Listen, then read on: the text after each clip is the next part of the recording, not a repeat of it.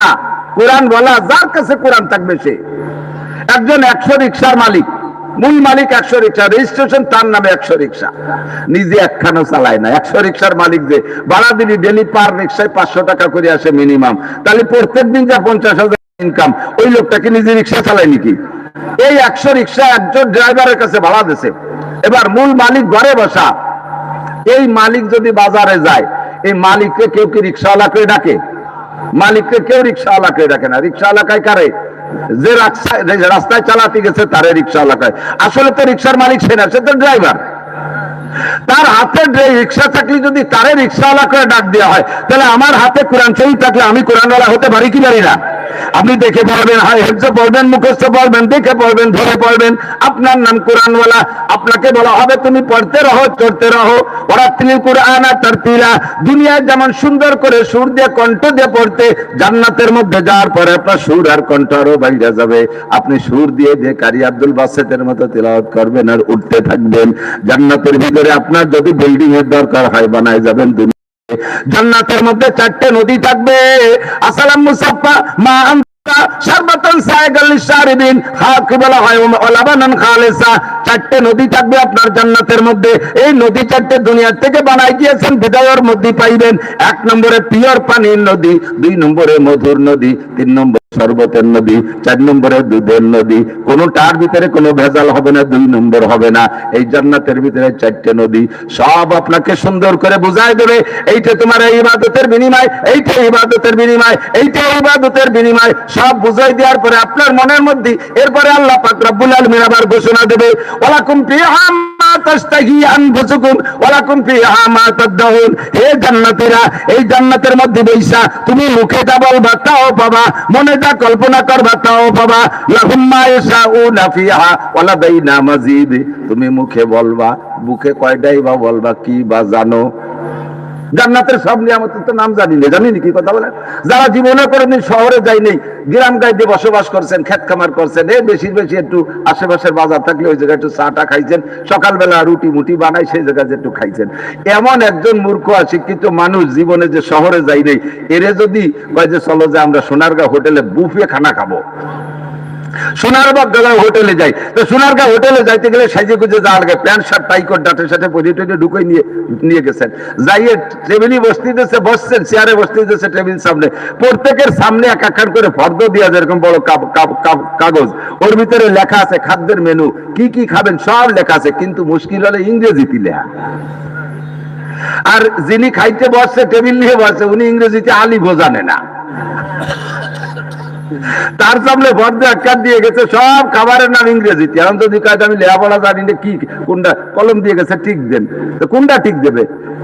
বাংলাদেশের যত খাবার আছে সব ওর মধ্যে আছে, একেবারে ভাতের ভ্যানের নিয়ে হাই লেভেলের খানা, চাইনিজ পাইনিজ সব আছে ওর মধ্যে। জানেন না, শোনেন না, ঠুয়োঠা কলম দিয়ে কয়টা ঠিক দিয়েছেন, 8টা 10টা ঠিক দিয়েছেন। এরপরে ট্রেনে ভরে নিয়ে আসে দাপড়া, খুদ ফুটনু, ফ্যান, একটু লাল চা, সাইডে চাইল ভাজা, কটা গম ভাজা। আপনি যেটা যেটা ঠিক দিয়েছেন, আসল ভালো কাটার তো চেনেন না, তা ঠিক দেবেন কি? আর এইগুলো দিয়ে খাওয়া দিয়ে গেছে, খাতিতে হবে, নিজেই তো ঠিক দিয়েছেন, খাইয়ে দিয়ে বসে রয়েছেন। এরপরে আর একখান দিয়ে গেছে কাগজ, ওর মধ্যে লেখা 2200 টাকা। মাথায় ঠাটা পড়ছে, ওরে কপাল, 2200 টাকা দিয়ে 3 কেজি গোস্ত কিনে ভরিয়ে গোষ্ঠী খাতি পাতা নেই, খুদগুলো খাতিয়েছি 2200 টাকা দিয়ে, না দিয়ে তো উপায় নেই। আপনার চিনা নাই খানা, খাবেন কি? জান্নাতের ভিতরে যাওয়ার পরে আল্লাহ পাক বলবেন, লাহুম মা ইয়াশাউনা ফিহা ওয়া লাদাইনা মাজিদ। আগে তো বলেছি যা চাবা তাই পাবা, যা ভাববা তাই পাবা। চাবো তো চিনি নে, যে কটা চিনছি সে কটা বলছি, বাকি রয়ে গেছে হাজার হাজার। আল্লাহ পাক এবার বলবেন, বাকি যেগুলো আছে এগুলো তোমার চা লাগবে না। লাহুম মা ইয়াশাউনা ফিহা, যা চাইতে তা পাইছো, ওয়া লাদাইনা মাজিদ, বাকি যেগুলো রয়ে গেছে এগুলো তোমার চেনা লাগবে না, এগুলো তোমাকে এমনি দিয়ে দেওয়া হবে। হাজার হাজার নিয়ামত। প্রথম যেদিন জান্নাতে যাবেন, একা একা, পুরুষরা জান্নাতে যাওয়ার সাথে সাথে মনটা খারাপ, পুরুষরা দুনিয়ায় একা থাকতে পারে না, নারীরা না হলে, স্ত্রী না হলে ভালো লাগে না। তো জান্নাতের ভিতরে প্রথম দিন ঢোকার সাথে সাথে স্ত্রী পাবেন 72 জন। আমি জিন্দেগিতে এই জায়গা সুবহানাল্লাহ ভালো পেলাম না। এই স্ত্রী 72 জন করলি কেউ কয় না, ঘটনা কিন্তু বুঝতে পারি না সমস্যা কি, কমে গেছে এই জন্যই না বেশি হয়ে গেছে। আমাকে বাড়ির পাশে একজন 2 বিয়ে হচ্ছে, যে 2 বোর জাল হয় 12 মাস কাল তবলিগি তাই 2 বউ বলি তাই বাড়ি টিকতে পারি না, আর 72 বউ বলি বেসতে তো দূরই কথা, দোজকেই তো থাকতে পারবো না। আল্লাহে কোনো টেনশন নাই জান্নাতের ভিতরে। এরপরে প্রত্যেক মাসে এক একজন পুরুষে 1000 করে বিয়ে করবেন। আবারও সুবহানাল্লাহ কম হয়ে গেল, 1000 করে বিয়ে করবেন। নাকি বউ পছন্দই করে না, জান্নাতের ভিতরে 1000 করে বিয়ে করবেন প্রত্যেক মাসে। আরেকবার বলবেন তো গাছ লাগানো হবে, আর এই বউকে দল ধরিয়ে এর মধ্যে শোডাউন দিয়ে বেড়াবেন গাছের তল দিয়ে। আল্লাহু আকবার। 72 জন স্ত্রী। মহিলারা ভাবতেছে যে আমাকে কয়টা স্বামী দেবে, তা তো করলো না। পুরুষরাই 72 জনের স্ত্রী, মাসে 1000 বউ পাবে, মহিলারা কয়টা পাবে? মহিলাদেরকে ততাধিক স্বামীর ভিতরে স্বামীর চাহিদা হবে না জান্নাতের মধ্যে। দুনিয়ায় যেমন একজন মহিলার একটা স্বামীতেই ইজ্জত, একজন মহিলা যদি একাধিক স্বামী ব্যবহার করে, একাধিক পুরুষ ব্যবহার করে, তাতে কি তার সম্মান হয় না তাকে অসম্মানী হয়? অসম্মানী হচ্ছে। এটা কি তার ক্রেডিটের বিষয় না বদনামের বিষয়? এটা তার বদনামের বিষয়। দুনিয়ায় যেমন একজন মহিলার একাধিক স্বামী হওয়াটা বদনাম, জান্নাতের ভিতরে ওই রকম একজন স্ত্রী, একজন মহিলা একাধিক স্বামী কামনা করবে না, তার এই দুনিয়ার স্বামীটাকে পাওয়ার আশা করবে। যদি দুনিয়ার স্বামীটা জাহান্নামী হয়ে যায়, তাহলে এই মহিলার সুপারিশে আল্লাহ তাআলা তার স্বামীরে জান্নাতি করে দিবে, আর এই স্বামীরই সে আনন্দ থাকবে। তবে তাকেও হুর দেওয়া হবে, এই হুররা তার প্রশংসা করবে, হাত পা মেসেজ করে দেবে, চুল বিলি দিয়ে দেবে, এই কাপড় চোপড় পরাই দেবে, প্রসাদনী মাখায় দেবে, সবকিছু তার খেদমত করবে, কিন্তু স্বামী থাকবে তাদের জন্য একজন। আল্লাহু আকবার। জান্নাতের ভিতরে সব নিয়ামত পাওয়ার পরে যা চাইবেন তাই পাইবেন। সবকিছু পাওয়ার পরে মনের মধ্যে একটা সন্দেহ আসবে, আল্লাহ আমাদের মতো মানুষের কপালে কি এই নিয়ামত সহ্য হবে? কতদিন থাকবে না থাকবে? এই নিয়ামত আমাদের কপালে কি সয়? এর থেকে আবার বের করে না দেয়? দুনিয়ায় তো নিয়ামত এতদিন সয় না, 40 বছর পরে নিয়ামতে ভাটি লাগে। রাজনৈতিক নিয়ামত 5 বছর পরে ভাটি লাগে, 15-16 বছর পর তুই এটি একদিক চলে যাওয়া লাগে। এই জান্নাতের এই বিশাল নিয়ামত তুই আবার কোনোদিন চলে যাওয়া লাগবে নাকি? এই রাষ্ট্র ক্ষমতা ফেলে আবার কোনদিন চলে যাওয়া লাগবে নাকি? এই বলে মনের মধ্যে একটা টেনশন বিরাজ করবে। ইতিমধ্যে ওই যে মাঝখানে যে ফাঁকা জায়গা বলছিলাম, নো ম্যানস ল্যান্ড, ওই জায়গা একটা প্রাণী দুম্বার আকারে আইনা ফেরেশতাদের মাধ্যমে আল্লাহ পাক জবাই দিবেন। জান্নাতীরা ওই প্রাণীদের জবাই করা দেখে বলবে, আল্লাহ জান্নাতের মধ্যে তো সব নিয়ামত খাইতেছি, কত কিসিমের গোশত খাইলাম মনেও রাখতে পারলাম না, এখন এই যে কি জবাই দিলে এইটার গোশত আমাদেরকে খাওয়াবা। আল্লাহ পাক বলবেন, না এইটা গোশত খাওয়ানোর জন্য না, তোমাদের মরণকে জবাই করে দিছি। বলবেন না সুবহানাল্লাহ? তোমাদের মরণকে জবাই করে দিয়েছি। তরজমা বুঝতে পারি নাই, কয় মরণকে জবাই করা মানে কোন প্রাণীকে জবাই করলে মারা যায়, মৃত্যুকে প্রাণী আকার ধারণ করে জবাই করে তারে মেরে দিয়েছি। লা তামুতুনা ফিহা ওয়া লা তাহয়াউন। এই জান্নাতের মধ্যে তোমাদের আর কোনদিন অমরা নাই। এর মধ্যে থাকবে ফিল জান্নাতিন তাজরি মিন তাহতিহাল আনহার খালিদিনা ফিহা আবাদা। অনাদি অনন্তকাল থাকবা। এর থেকে এই নিয়ামত ছেড়ে তোমাদের কোনোদিন 1 সেকেন্ডের জন্য কোথাও যাওয়া লাগবে না। জান্নাতীরা যখন স্থায়িত্বের সুখবর পাবে, এই দেশে চলে যাওয়া লাগবে না। জান্নাতের নিয়ামত আমাদের থেকে হাত ছাড়া হবে না, আমাদের থেকে কোনোদিন কেড়ে নেওয়া হবে না। তখন জান্নাতীরা শুকর আদায় করে বলবে, আলহামদুলিল্লাহিল্লাযী ক্বাদ ওয়াজাদনা মা ওয়াদানা রাব্বুনা হাক্কা।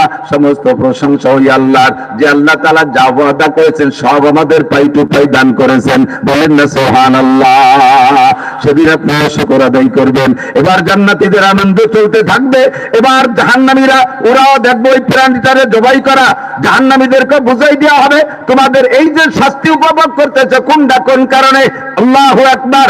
এক শ্রেণী মানুষের মাথার কাছে বিশাল বড় পাথর নিয়ে ফেরেশতা দাঁড়িয়ে আছে। একটা একটা আগুনের ভিতরে, আগুনের মধ্যে জাহান্নামের কোন সেক্টর আগুন ছাড়া নাই, জাহান্নামের সব জায়গায় আগুন আর আগুন। এই আগুনের ভিতরে শুয়ে আছে ফেরেশতা, মাথার কাছে বিশাল একটা পাথর নিয়ে দাঁড়িয়ে আছে, মাথার উপরে মারতেছে এমন জোরে, মাথাটা একেবারে ছাতু ছাতু হয়ে যাচ্ছে, চুরো বিচুরো। এরপরে পাথরটা ছিটকে দূরে পড়তেছে, আবার ওই পাথরটা অস্ত্রটা কোলায় আনতে যাচ্ছে, এই ফাঁকে এই টাইমের ভিতরে মাথাটা আবার যেমন ছিল তেমন হয়ে যাচ্ছে। এমন করে একের পর এক মারতে তালে আছে।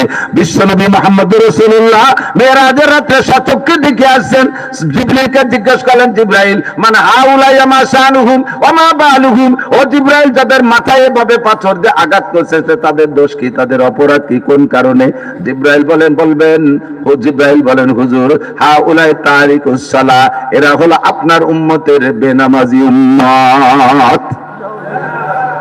মুসলমান কলেমা পড়েছে, মুসলমান জান্নাতে একদিন যাবে, তার নামে জান্নাতের মধ্যে জমি দলিল করা রয়েছে, ও জান্নাতের মধ্যে গাছপালা বৃক্ষাদি তরুলতা রয়েছে, কিন্তু ফাঁকে হাজার হাজার ওয়াক্ত নামাজ কাজা করেছে, 15 বছর বয়সে সাবালেগ হয়েছে, 40 বছর বয়স পর্যন্ত এক ওয়াক্ত নামাজও পড়ে নাই, বা পড়লেও মাঝে মাঝে পড়ছে আর মাঝে মাঝে পড়ে নাই, জুমার নামাজ পড়ছে, ওয়াক্তীয় নামাজ পড়ে নাই, জুমাও পড়ে নাই, শুধু ঈদের নামাজ পড়ছে, সারা বছরে তার আমল নামায় কোনো নামাজ নাই।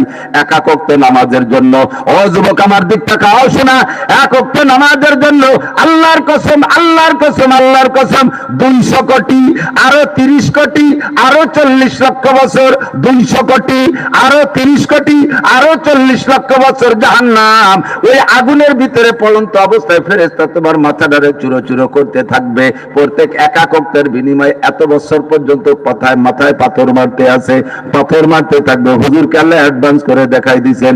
একটু আগায় গিয়ে দেখা গেল আর এক শ্রেণী মানুষের মুখের ভিতরে, লাগামের ভিতরে ছুরি ঢুকাই দিয়া, বিষাক্ত আগুনের ছুরি এই ডান পাশে ঢুকাই দিয়ে কান পর্যন্ত ফাটতেছে, আবার সেখান থেকে বের কইরা বাম পাশের লাগামের মধ্যে ঢুকাই দিয়ে কান পর্যন্ত ফাটতেছে। এ পাশে ফাটতে গেলে এ পাশ ভালো হয়ে যায়, আবার এ পাশ ফাটতে গেলে ও পাশ ভালো হয়ে যায়, এমন করে ফাটতেই তালে আছে, ফাটতেই তালে আছে। এরা জাহান্নামী। তাদেরকে বুঝাইতে হবে তোমাদের এই শাস্তির কারণ হলো তোমরা ছিলে মিথ্যুক, তোমরা ছিলে মিথ্যাবাদী, তোমরা ছিলে মিথ্যা সাংবাদিক। মানুষের নামে মিথ্যা সংবাদ প্রচার করতে, সাংবাদিক যারা আছো সাংঘাতিক সাবধান হয়ে যাও। দল বেদল হাজার হাজার মিথ্যে কথা তারা দুনিয়া মিডিয়ার মাধ্যমে প্রচার করতেছে, কথা বলেন ঠিক না? যারা তাদের বেদলে হয়, অন্যায় না করলে তাদের নামে সেই কথাগুলো বানায় বানায় প্রচার করে। সাংবাদিক দুনিয়ায় তুমি পয়সা কামাই করতেছো, পয়সা তোমার যে পয়সা বের হয় ফেরেশতারা বের করে ছাড়বে। মিথ্যা সংবাদ দেওয়ার কারণে তোমার লেগাম ফেলা হবে হাজার হাজার কোটি কোটি বছর, হাজার হাজার কোটি কোটি বছর। সাংবাদিকরা বর্তমানে বিশ্ব সাংঘাতিক, বিশ্ব সাংবাদিক। আমরা দোষ দেই পুলিশই ঘুষ খায়, আরে পুলিশই তো ঘুষ খায় অন্য মানুষের কাছে, সবার কাছে পারে না। আর এই সাংবাদিক পুলিশের কাছে ঘুষ খায়,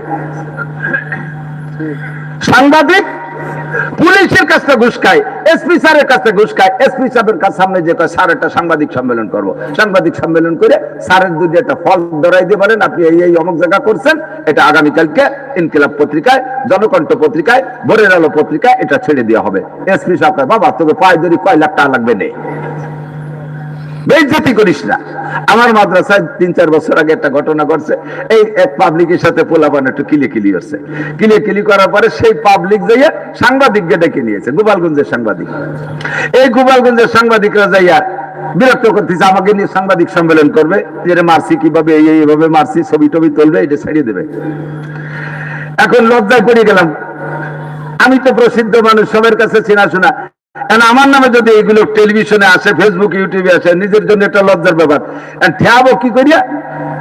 ওরা গোপনে আমার কাছে খবর পাঠিয়েছে, হুজুর যদি 1002 টাকা দেয় তাহলে এই খবর ছাড়বো না। যারা সাংবাদিক এই 2000 টাকা আন্ডারগ্রাউন্ডে আমার কাছে চেয়ে পাঠাইছে, সবই আমার ওয়াজের মাঠের শ্রোতা, সবাই আমার পরিচিত চেনাশোনা। এখন একে ঠেকাতে জন্য 2000 টাকা লাগবে, তাতে আমি দেবো না, কোনো মতে ঘুষ দেবো না। আমি আর এক দল পরিচিতকে বললাম, ভাই ওরাই বিরক্ত করতেছে, ওকে একটু ঠেকান তো। সেই দল সাংবাদিক এসে ওকে ঠেকাই ঠুকাই নিয়ে চলে গেছে। পরে আমার এসে বলতেছে হুজুর 4000 টাকা দেন, ওকে ঠেকাইছি এর জন্য 4000 লাগবে। আমি তো না ঠেয়ালি ছিল 2000, তুই ঠেয়াই যে 4000 দিবি, তাজা খাওয়া মিথ্যে কথা। যত মৃত্যু কাছে মিথ্যাবাদী আছো, সাবধান, মিথ্যা কথা মুনাফিকের আলামত। বিশ্বনবী বলেন আয়াতুল মুনাফিকের সালাসা, মুনাফিকের আলামত 3টা। একটু বলেন কয়টা? এজা হাদ্দাসা কাযাবা, মিথ্যাবাদী কি বলা হয়? মুনাফিক, মিথ্যা কথা বলে। যে মিথ্যা কথা বলে সে মুনাফিক। 2 নম্বরে ওয়াইজা ওয়াদা আখলাফা, ওয়াদা করে খিলাফ করে, টাইম ঠিক রাখে না, লেনদেনের ভিতরে ঠিক রাখে না, যে কোনো ওয়াদা খিলাফ করে, এইটা মুনাফিক। 3 নম্বরে ওয়াইজা তুমিনা খান, মুনাফিকের কাছে আমানত রাখলে খেয়ানত করে। ওয়ার্ডের আমানত মেম্বার খেয়ানত করে, ইউনিয়নের আমানত চেয়ারম্যান খেয়ানত করে। এই মেম্বার চেয়ারম্যান দুইজনই মুনাফিক। আরে সিটের আমানত এমপি সাহেব খেয়ানত করে, ওইটা বড় আরো মোটামুটি সংসদীয় মুনাফিক, ওটা সংসদীয় মুনাফিক। মন্ত্রণালয়ের আমানত মন্ত্রী খেয়ানত করে, ওটা মন্ত্রণালয় পর্যায়ের মুনাফিক। এই সমস্ত মুনাফিকের স্থান হবে ইন্নাল মুনাফিকিনা ফিদ দারকিল আসফালি মিনান নার, জাহান্নামের চরম তলদেশে মুনাফিকদের স্থান হবে।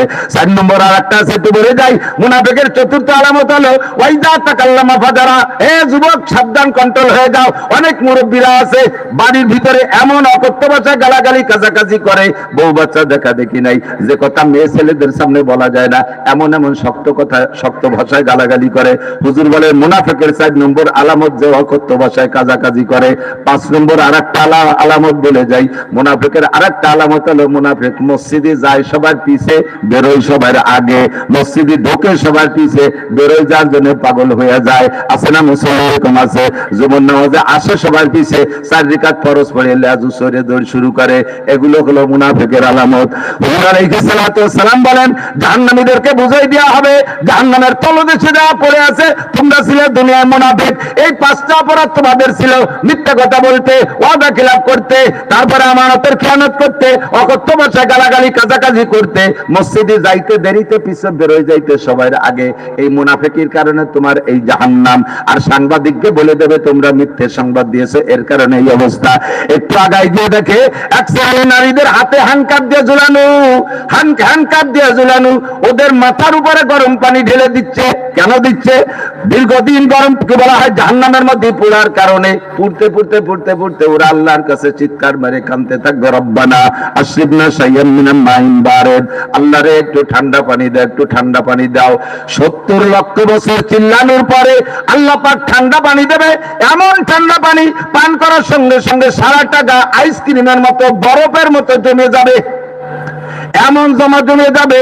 এখন মনে হয় যেন আগুনই ভালো ছিল। আমাদের বাংলাদেশে 9 মাস গরম চলে। গরমের কারণে কোনো মানুষ মারা গেছে বলতে পারবো না। কথা বলেন, গরমের কারণে মারা গেছে বলতে পারবো না, এ খবর এবছর পাই নাই। কিন্তু সামনে শীত আসতেছে, শীতের সময় খবর পাওয়া যায় রংপুর, দিনাজপুর, কুড়িগ্রাম, উত্তরবঙ্গে কেশবপুর কি বলা হয়, উত্তরবঙ্গে যে সমস্ত এলাকা আছে, পঞ্চগড়, ঠাকুরগাঁও, পীরগঞ্জ, ওই সমস্ত এলাকায় ঠান্ডায় মানুষ মারা যাচ্ছে, ঠান্ডায় মানুষ মারা যাচ্ছে। গরমে মানুষ না মরলেও ঠান্ডায় মানুষ মরে, প্রমাণ আছে না নাই? এতক্ষণ আগুনের মধ্যে ছিল এক জ্বালা, যখন ঠান্ডা পানি পান করা দিছে এমন ঠান্ডা হয়ে গেছে সহ্য করতে পারতেছে না। এবার আবার চিৎকার করতেছে, আল্লাহ চাইলাম ঠান্ডা পানি, এত ঠান্ডা তো চাই নাই, সহ্য করতে পারতেছি না। রব্বানা আশরিবনা শাইয়াম মিন মাইন হামিম, আল্লাহ একটু গরম পানি দাও। আবার 70 লক্ষ বছর চিল্লানোর পরে তাদেরকে গরম পানি দেওয়া হবে, পান করতে দেওয়া হবে না। সুব্বু ফাওকা রাসিহিন্না হামিম, তাদের মাথায় ঢেলে দেওয়া হবে গরম পানি। এমন গরম পানি ঢেলে দেবে, সারা গায়ে বিশাল বিশাল ফুসকা নেবে, ফুসকাগুলো সব পুজে ভরা থাকবে। সুম্মা সুব্বু ফাওকা রাসিহিম হামিম, এরপরে আবার মাথায় গরম পানি ঢেলে দেবে। দ্বিতীয়বার যখন গরম পানি ঢেলে দেবে, গায়ের ফুসকাগুলো ফাইটা এই পুজগুলো একটা ড্রেন দিয়ে যাইয়া একটা গর্তের মধ্যে জমা হবে, একটা কড়াইয়ের মধ্যে জমা হবে। ওই কড়াইটার নিচে জাহান্নামের আগুনের জাল দিচ্ছে, দিতে দিতে দিতে দিতে যখন কড়াইয়ের সম্পূর্ণ পুজটা আগুনের মতো লাল হয়ে যাবে, এই পুজের ভিতর দিয়ে আগুন ওঠা শুরু করবে, তখন তাদেরকে গরম পানি তো চাইতেই আছে, এই পুজ তাদেরকে খাইতে দিতে দেওয়া হবে। এই পুজই তাদের গায়ের পুজ। এই পুজ যখন পেটে যাবে, নারী বলি সব পয়সা ওই নারীদের হাতেতে হ্যান্ডকাপ দিয়ে ঝুলানো, ওই অবস্থায় আগুনের মধ্যে ঝুলানো, ওই অবস্থায় তাদের মাথার উপরে যখন এই গরম পানি ঢেলে দেওয়া হবে, এমন করে পুজ হবে, এই পুজগুলো আবার তাদের খাইতে দেওয়া হবে। পুজ খাওয়ার সাথে সাথে নারী বুড়ি পয়সে তাদের শরমগা দিয়ে বের হচ্ছে। আল্লাহু আকবার। নবী পাক বলেন, আমি সরাসরি জাহান্নামে গিয়ে দেখে আসি। আমার প্রাণ প্রিয় যুবকরা, মাওলানা নিজামউদ্দিন, মাওলানা আব্দুল হাকিম সাহেবের এলাকার যুবকরা, একটু কান খাড়া করো শোনা। এরপরে এই পুজগুলো নারীদের শরমগা দিয়ে বের হচ্ছে, এক শ্রেণীর পুরুষরা জিহ্বা দিয়ে চাইতে চাইতে খাচ্ছে। রহমাতে আলম শর্মিলা নবী আমার লজ্জায় চক্ষু বন্ধ করে সফর সঙ্গী জিব্রাইলকে জিজ্ঞেস করলেন, জিব্রাইল মান হাউলাই ওয়া মা শানুহুম ওয়া মান হুন্না মা শানুহুন্না, এই নারীরা বা কারা, পুরুষরা বা কারা? জিব্রাইল জবাব দিলেন, হুজুর নারীদের পরিচয় আগে নেন। হুন্নাজ জুনাত, হুন্নাজ জুনাত, হুন্নাজ জুনাত, এই নারীরা হলো ব্যভিচারিণী নারী, এই নারীরা যৌন ব্যবসায়ী নারী। এরা পয়সার লোভে নিজের চরিত্রকে বিক্রি করেছে, জেনা করেছে, ব্যভিচার করেছে, আনন্দ ফুর্তি করে জেনা ব্যভিচার করেছে, বিনা তওবায় মারা গেছে। তাদের শাস্তি কোটি কোটি বছর এভাবে হবে।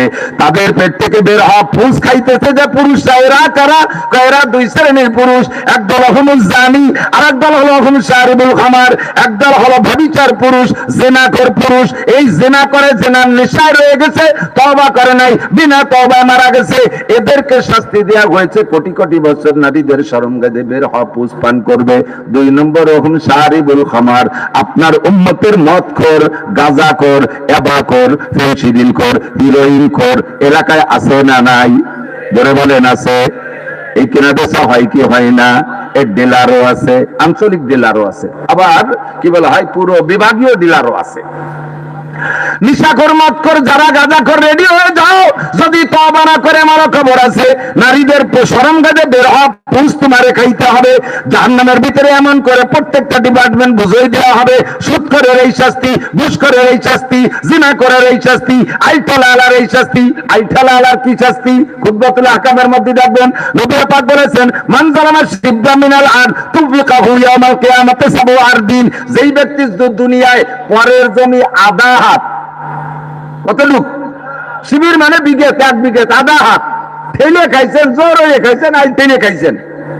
হাসরের মাঠে জাহান্নামের ভিতরে ঢুকাইয়া 7টা জমিনে আংটা লাগাইয়া বুড়োর গেটি ঠাইছে দরিয়া, গলায় শিকল বাঁধিয়ে দিয়ে ফেরেশতারা মাজার কাছে 14 মিনিটে গুরজু নিয়ে দাঁড়াবে আর বলবে যে সুজা, এই জমিনে সুজা, বলো এই জমিনে কামলা কামলি করছিস, 1 বিঘে 7 জমি দিয়ে দিচ্ছে, সুজা পারবেন? সুজাওয়াতি এগুলো সব বুঝাই দেওয়া হবে।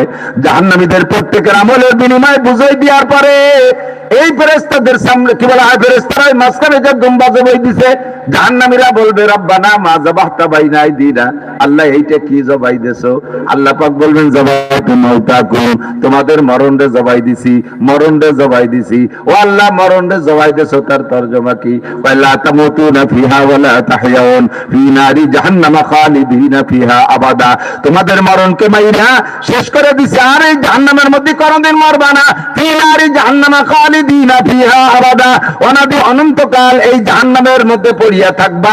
2 দল 2 দিক চলে গেছে, জান্নাতি বিনা হিসাবে আর জাহান্নামী বিনা হিসাবে। মাঝখানে একটা দল আছে, সেই দল সম্পর্কে কিছু হিসাব নিকাশ।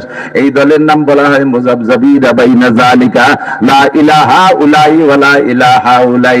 পিওর বিনা হিসাবে জান্নাতীও না, আবার পিওর বিনা হিসাবে জাহান্নামীও না। এরা কলেমা পড়ে মুসলমান, তাদের নিয়ে আল্লাহ পাক একটু হিসাব নিকাশে বসবেন। 4টি প্রশ্নের হিসাব দেওয়া লাগবে। একটু বলেন কয়টি?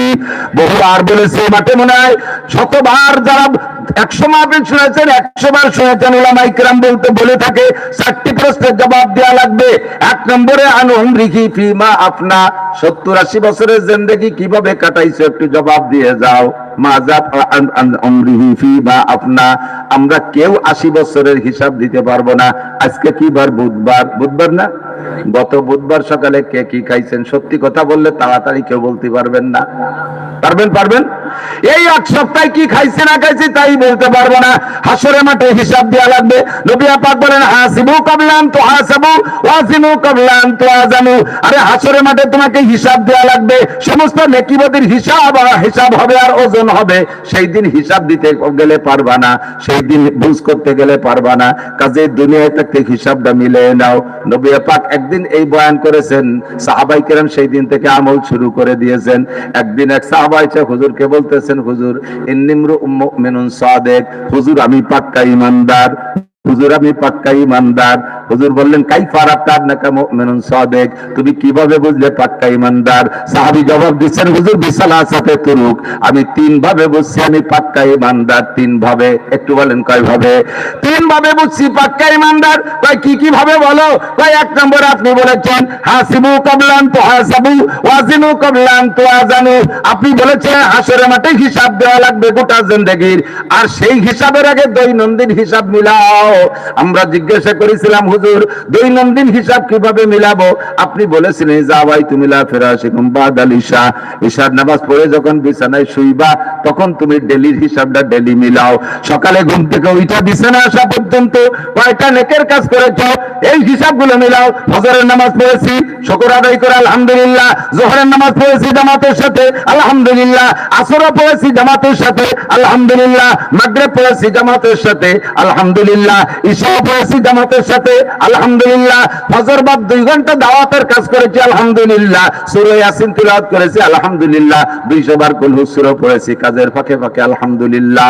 এরপরে আসর মাগরিবের পরে সব ওয়াক্তের পরে যে ওজিফা আছে পালন করেছি, ফকির মিসকিনদের কিছু দান করেছি, আমি সত্য কথা বলেছি, ইত্যাদি ইত্যাদি নেকের কাজগুলো ধরা পড়লে তারপর আলহামদুলিল্লাহ বলবা।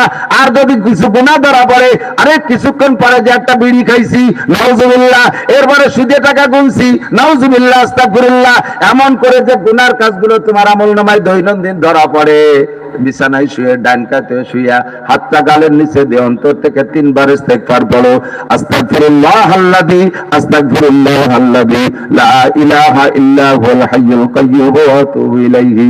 এই ইস্তেগফার যদি 3 বার পড়ো, আল্লাহর রাসূল বলেন তোমার আমলনামা যদি কাদাদি আওরাকিল আশজার, পৃথিবীতে যত গাছ আছে গাছে যত পাতা আছে এত সংখ্যা যদি তোমার গুনাহ হয়, কাদাদি রমালিল বাহার, জমিনে যত বালু আছে বালুকণা আছে এত সংখ্যা যদি তোমার আমলনামায় গুনাহ হয়, কাদাদি জাবাদিল বাহার, দুনিয়ায় যত পানিতে যত বুদবুদি কণা আছে ফেনা আছে এত সংখ্যা যদি তোমার আমলনামায় গুনাহ হিসাবে ধরা পড়ে, তুমি অন্তর থেকে যখন পড়বা আস্তাগফিরুল্লাহ রাব্বি মিন কুল্লি যামবি ওয়া আতুবু ইলাইহি, আল্লাহ পাক সঙ্গে সঙ্গে ঘোষণা দেয় ফাউলাইকা ইউবাদদিলুল্লাহু সাইয়্যাতিহিম হাসানাত। যেরকম সুবহানাল্লাহ। তোমার সারা জীবনের এই 3টে মিলে যত সংখ্যা এত যদি গুনাহ হয়, অন্তর থেকে 3 বার পড়বা আস্তাগফিরুল্লাহ, আল্লাহ সমস্ত গুনাহ maaf করে দিয়ে গুনাহ সংখ্যা পরিমাণ নেকি বানাইয়া দিবে। কন্যা সুবহানাল্লাহ। সুন্দর একটা গনিমত সুযোগ। আজকে রাত্রে বিছানায় যে শুইবেন, বিছানায় যাইয়া খেয়াল করতেছেন নাকি? বিছানায় শুবেন, ঘুমের দোয়া কি? আল্লাহুম্মা ইন্নী আউযু বিকা মিনাল খুবুসি ওয়াল খাবাস, আল্লাহুম্মা বিসমিকা আমুতু।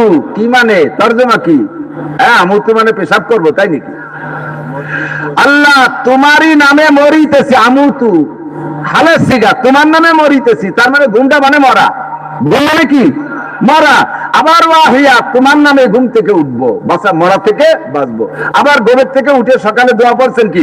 আলহামদুলিল্লাহিল্লাযী আহইয়ানা বাদামা আমাতানা, সব প্রশংসা ওই আল্লাহর যে আল্লাহ আমারে 6 ঘন্টা বেড়ে রাখে বাঁচাই দিয়েছে। 8 ঘন্টা ঘুমাইছি, 8 ঘন্টা মরা ছিলাম, 6 ঘন্টা ঘুমাইছি, 6 ঘন্টা মরা ছিলাম। আহিয়ানা বাদামা আমাতানা, মরার পরে বাঁচাই দিয়েছেন যে আল্লাহ, সব প্রশংসা সেই আল্লাহর। ওয়া ইলাইহিন নুশুর, সাময়িক মরণের পরে যে আল্লাহ আমাকে বাঁচাই দিতে পারে, স্থায়ী মরণের পরে বাঁচাইতে পারবে কি পারবে না? ও দোস্ত আমার, আজকের রাতে ঘুমটা যেহেতু মরণের সাদৃশ্য, তওবাটা সেইভাবে করেন, তওবাটা সেইভাবে করেন। আস্তাগফিরুল্লাহর নাম তওবা না, আস্তাগফিরুল্লাহর নাম তওবা না। তওবা হলো অন্তরের পাক্কা প্রতিজ্ঞা, বিড়ি খাইতাম কোনোদিন খাবো না, জিনা করতাম আর করবো না, দাড়ি কাটতাম আর কাটবো না, সুদে টাকা হাতে গুনছি আর গুনবো না, ঘুষের টাকা আর কোনোদিন হাত দেবো না, আর কোনোদিন মিথ্যা কথা বলবো না, নামাজ আর কোনোদিন ছাড়বো না। পাক্কা প্রতিজ্ঞা করে তওবা করেন। তওবা যদি আল্লাহ রাতে কবুল করেই গেলে, তাহলে বিগত জীবনের সব গুনাহ আল্লাহ নেকি বানাইয়া দিবেন। কাজেই অন্তর থেকে তওবা করো। আর এই তওবা কবুল হয়েছে তার একটা প্রমাণ বলে দিই আপনাদেরকে সংক্ষেপে। যে গুনাহ থেকে তওবা করছেন, মরার আগ পর্যন্ত যদি, মৃত্যুর আগ পর্যন্ত যদি সেই গুনাহ কোনোদিন না করেন, তাহলে বুঝবেন তওবা কবুল হইয়া গেছে। পাক্কা প্রতিজ্ঞা। কমপক্ষে আমরা নামাজের প্রতিজ্ঞাটা একটু করি, নামাজ ছাড়বো না, বলতে পারেন? 5 ওয়াক্তই পড়বো, 5 ওয়াক্তই পড়বো। ইনশাআল্লাহ কজনই পাগল, তার মানে পড়বো না। ইনশাআল্লাহ মানে আল্লাহ যদি গড়ায়, ইনশাআল্লাহ মানে একজন কয় তুই বিড়ি খাইস কা, আল্লাহ রুজিতে রাখছে, না খাইয়ে করবো কি? রুজির মালিক তো আল্লাহ, বিড়ি আল্লাহ রুজিতে রাখছে, খাইছি। নামাজ পড়িস কাকা, কপালে নাই, নামাজ লেহি নেই আল্লাহ। গাঁজা খাইস, রুজিতে লেখছে আল্লাহ, তাই খাই। তা যদি রুজির পরে এত বিশ্বাস হয়, আর জুতো দিয়ে দুটো বাড়ি দেখাই যা, এসব আমার সাথে জ্ঞানজাম বাদাস কে? ইনশাআল্লাহ বলার জায়গা আছে, বলবেন নামাজ পড়বো পরে ইনশাআল্লাহ আমি শিখিয়ে দেবো। নামাজ পড়বো 5 ওয়াক্ত পড়বো, জামাতের সাথে বলবো ইনশাআল্লাহ। ওয়াক্ত পাইলে ইনশাআল্লাহ, ওয়াক্ত পাইলে। ওয়াক্ত আর আগে তো আমি যদি ফজরের নামাজ পড়বো পড়েন, ওয়াক্ত তৈরি, তা বলবো কি রে? এই ইনশাআল্লাহ ওয়াক্তের সাথে, নামাজের সাথে ইনশাআল্লাহ না। বলেন রোজা রাখবো ইনশাআল্লাহ, রমজান পাইলে ইনশাআল্লাহ, সুস্থ থাকলে। অসুস্থ ব্যক্তির পর রোজা ফরজ না, রমজান না পাইলে রোজা ফরজ না। বলেন যাকাত দেব ইনশাআল্লাহ, মাল হইলে। এই ইনশাআল্লাহ মালের সাথে, বুঝতে পারছি আমি? তাহলে ইবাদতের সাথে ইনশাআল্লাহ না, ইনশাআল্লাহ হলো ইবাদত আদায় করার টাইম আর সুযোগের সাথে ইনশাআল্লাহ, ঠিক না? বলেন হজ করবো জান, টাকা তো নাই, ইনশাআল্লাহ টাকা হলে, ইনশাআল্লাহ টাকা হলে যাবো। আমার সাথে ছিল মজিবার দারোগা, আমি কই ভাই হজে যান না কা, উমরায় যান না কা? তা আমি তো 12 মাস কাল পালি, আল্লাহ পাললি খালি। আল্লাহ পাললি মানে আল্লাহ আমার টাকা দিলিম, চলি যাবো, আমি তো রেডি। আল্লাহ যদি টাকা দেয়, হজ করবো নামাজ পড়বো রোজা রাখবো যাকাত দেবো ইনশাআল্লাহ, সুযোগ হলে ইনশাআল্লাহ, সময় আসলে ইনশাআল্লাহ, তৌফিক হলে। কথা বলেন ঠিক না? আর গুনাহ করবো না। সুদে কারবার গুলো ছেড়ে দেওয়ার পাক্কা প্রতিজ্ঞা করেন। সুদখোরের কোনো দোয়া কবুল হয় না। সুদখোরের জন্য যদি সবে কদরে কাবাঘরের ইমাম সাহেব কাবার মধ্যে বসে দোয়া করে, আল্লাহর কসম সুদখোর আর ঘুষখোরের জন্য দোয়া কবুল হয় না। জন্য দোয়া করলে দোয়া কবুল হয় না, বহু প্রমাণ। দাড়ি কাটা বলার জন্য দোয়া করলে, কাজী দোয়া যদি আপনার কবুল করাই যায়, আপনার নিজের দোয়া কবুল করতে হয়, তাহলে দাড়ির থেকে তওবা, দাড়ি কাটার থেকে তওবা করতে হবে, কাটবো না। এবার দাড়ি দেবার পরিমাণ আছে, একটুকু মতো খাইজনে দাড়ি, ও দাড়িও দাড়ি না, ও দাড়িও দাড়ি না। কমপক্ষে 1 মুঠ দাড়ি হতে হবে। তার আগে দাড়ি কাটলে বা ছাটলে এটা ফাসেক। ইমামও যদি দাড়ি কাটে রাখে, ওই ইমামের পিছনে নামাজ পড়া মাকরুহ তাহরিমি। আসাম ফতোয়া 3য় খণ্ড বাবু ইমামতের মধ্যে দেখবেন অবশ্যই এই ফতোয়া আসছে, যারা দাড়ি কাটে খাইজনে দাড়ি রাখে, তাদের পিছনে নামাজ পড়া মাকরুহ তাহরিমি।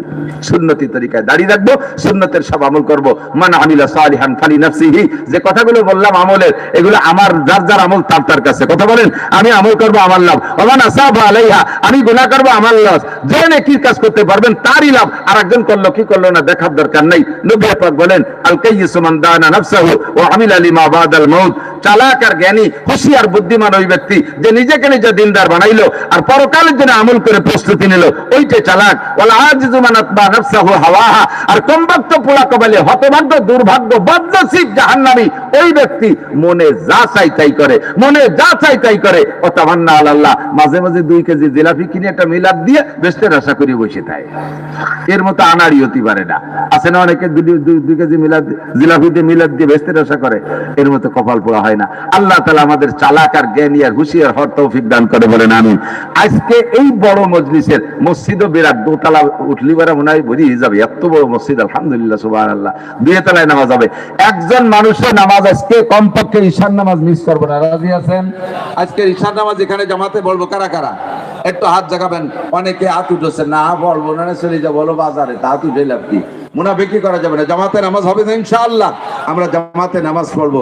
আল্লাহ তাআলা তৌফিক দান করুন। আমার 3 ঘন্টা লাগবে গন্তব্যে যাইতে, সে জায়গায় 9:30টায় টাইম দিছি, তারপরে বলছি যে আধা ঘন্টা আমাকে সুযোগ দেবেন। 7টা বেজে গেছে, 3 ঘন্টা আমার হাতে রেখে আস্তে আস্তে রওনা দিতে হবে। আল্লাহ তাআলা আর আজকের মাহফিলের একজন বক্তাকে আমি দাওয়াত দিয়েছি, আমি দাওয়াত দিয়েছি। এটা আমারে বলতেছি যে আমি একটা বক্তা দেই, আপনারা তার বয়ান হয়তো এদিক শোনেন নাই, ইনশাআল্লাহ শুনবেন যদি আল্লাহ তার জবান খুলে দেয়। আগের থেকে গল্প দিয়ে লাভ নাই। সব মাঠে সবাই সব দিন কথা আসে না, অনেক সময় কথা আসে না।